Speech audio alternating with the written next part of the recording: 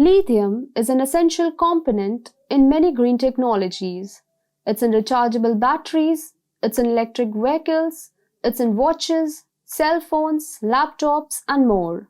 Though it's one of the oldest elements to have been around, lithium is not nearly as abundant here on Earth as its gaseous counterparts. The metal makes up just 0.002% of the Earth's crust, though arguably that is higher than the supplies of tin, silver, gold, and platinum combined. More recently, lithium has been a central player in the development and production of renewable energy technology. Its ability to store energy has been crucial in capturing and storing energy created through wind, solar, and hydropower, and many pieces of machinery or technology have lithium batteries to maintain and distribute that energy long after the source has stopped producing energy. Hi and welcome to TFIGlobal Latin America, TFIGlobal's channel dedicated to the America in the Americas. I'm your host Shalini Tiwari. If you're watching us on YouTube, please subscribe and press the bell icon to get all the latest updates. If you're watching us on Facebook,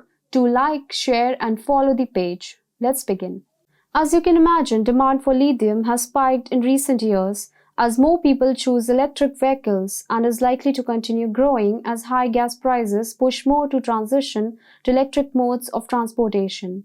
As a result, lithium prices have soared and this has led to a scramble for lithium resources. Against this backdrop, Mexican President Andrés Manuel Lopez Obrador recently signed a decree handing over responsibility for lithium reserves to the Energy Ministry after nationalizing lithium deposits last April. During an event in Sonora, Lopez Obrador signed a decree that orders the Energy Ministry to take the actions necessary to carry out the nationalization process.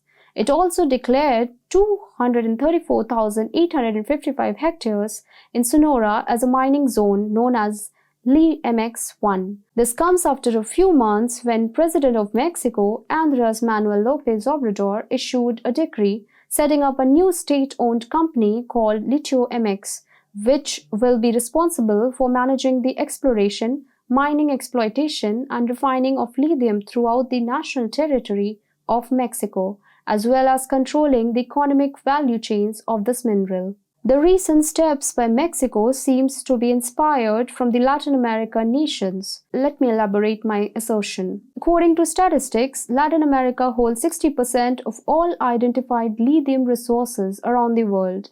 These are located mainly in Bolivia, Argentina, and Chile, sometimes referred to as the Lithium Triangle. All the three nations treat lithium as property of the state.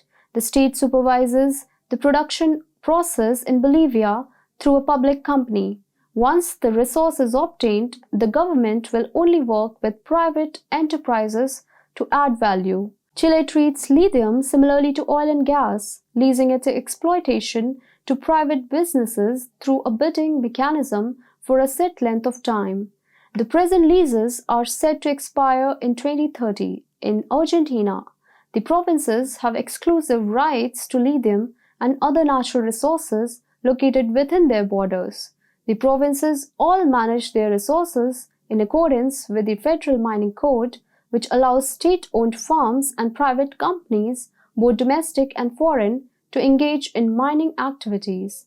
Exploration permissions are awarded in perpetuity, subject to specified maintenance duties. However, lithium deposits are limited and provincial state-owned enterprises currently control the majority of exploration and mining exploitation rights. As a result, newcomers, whether domestic or foreign, state-owned or private, are usually required to collaborate with those corporations in order to establish significant lithium projects. The provincial government retains a minority stake in the joint venture, while the investor provides finance and expertise for the project. Besides, as we have previously explained, these days leaders of the world's most powerful governments and corporations are encountering new resistance in Latin America, which is acutely aware of the importance of its lithium supplies. As a result, Several Latin American administrations are now driving a much tougher bargain. Take, for example, Chile. During his first year in office, President Gabriel Boric has made it a key priority to rein in mining firms, both domestic and foreign.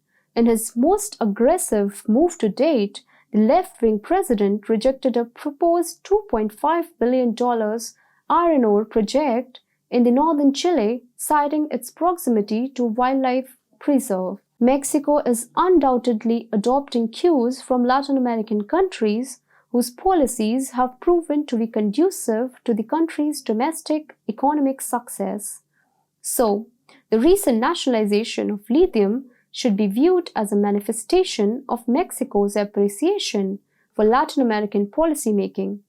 Yet, nationalization is not without its drawbacks. You see, aside from the Sonora asset, Mexico lacks significant advanced lithium projects. The battery metal has been found at 57 locations nationally, but unlike Latin American nations, prospects for developing economically viable lithium operations are weak due to low concentrations and the presence of impurities. Moreover, any state-run lithium mining operation will face major technical and financing challenges. Sonora benefits from world-leading technical expertise in the lithium industry, both within the Bacanora management team and Ganfang, which a nationalized business would need to replicate. Only time will tell whether the recent stint on Mexican government's part would be lucrative for the North American nation.